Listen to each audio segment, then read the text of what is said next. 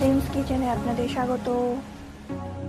আজকে যেটা বানাবো সেটা প্রচণ্ড ল্যাদ করেও খুব ইজিলি বানিয়ে নিতে পারবে, যার জন্য লাগবে একটা মিক্সি, বেশ কিছুটা পরিমাণে তাতে অ্যাড করব আমরা টক দই।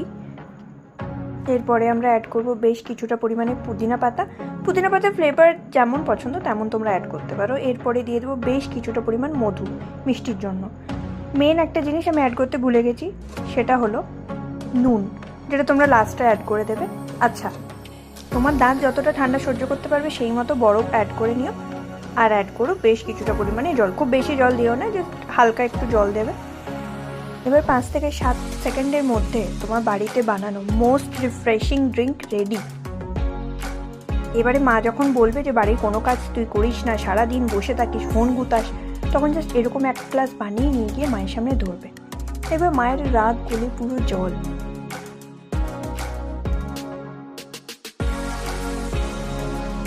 ভাবো, বাইরে এরকম রোদ আর তোমার হাতে এরকম একটা গ্লাস। আহা, চলো আবার পরে ভিডিওতে দেখাবে, ততক্ষণের জন্য